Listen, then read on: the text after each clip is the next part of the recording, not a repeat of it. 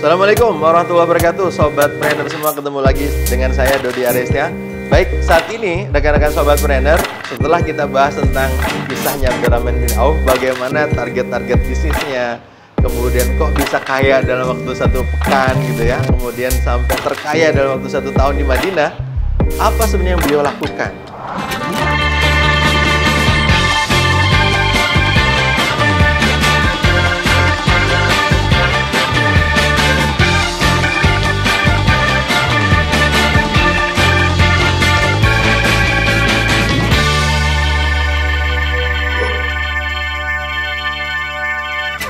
Jadi, sebagaimana kalau kita pahami nih, kalau teman-teman pernah baca tentang 7 Habits of Highly Effective People, yang pertama kali, habit pertama adalah begin with the end of mind.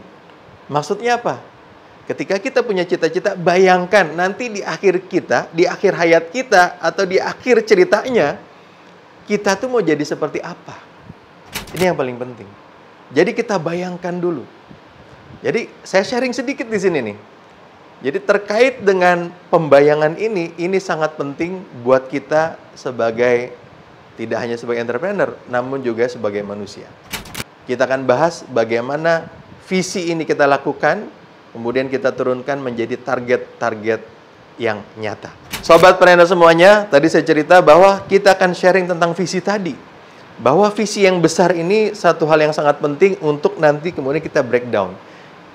Ini ibaratnya seperti ini. Dalam pelatihan-pelatihan saya biasanya selalu tanya nih sama teman-teman sales atau entrepreneur yang saya training.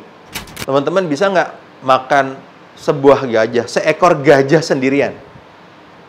Kebanyakan dari mereka bilang, nggak bisa lah Pak, gimana caranya makan gajah sendirian?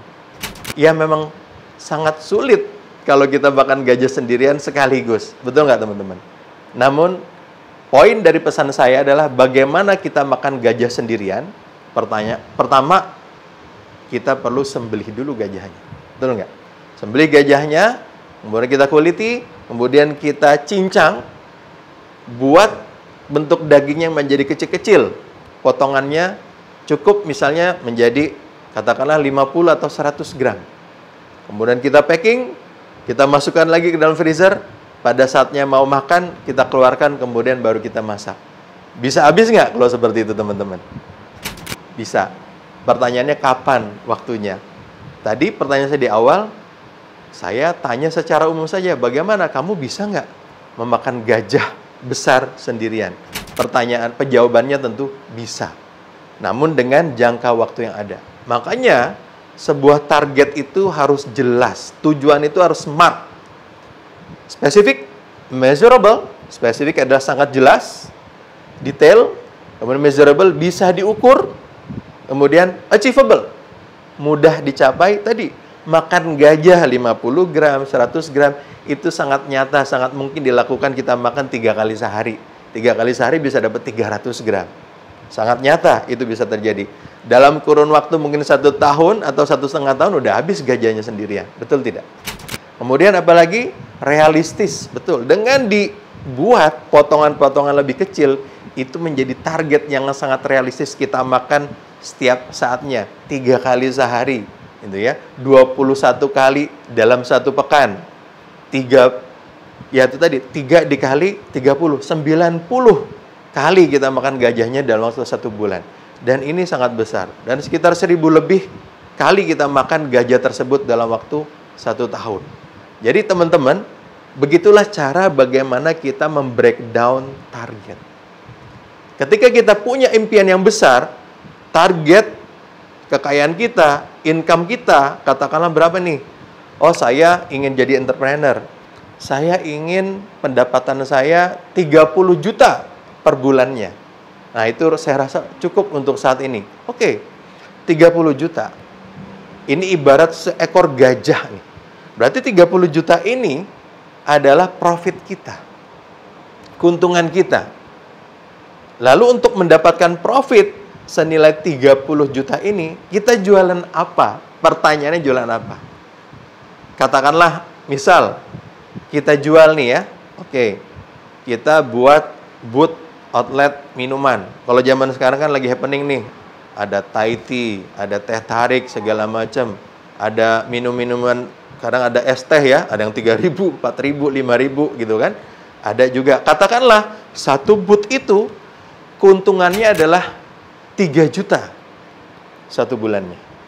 Berarti untuk mendapatkan keuntungan 30 juta per bulan, kita butuh 10 booth atau 10 gerobak yang jualan iced tea atau es teh tadi. Nah, itu menjadikan kita begitu jelas bahwa untuk dapat 30 juta, kita butuh satu booth-nya dengan target keuntungan 3 juta dan total booth yang kita miliki adalah 10. Pertanyaannya, ini butuh modal berapa satu booth-nya? Nah, oke, booth-nya butuh modal berapa untuk akhirnya mendapatkan keuntungan tadi? Katakanlah satu booth tadi kita buat booth-nya gitu ya, kemudian ongkos sewanya itu cukup dengan 2 juta rupiah dengan biaya karyawannya, misalkan seperti itu.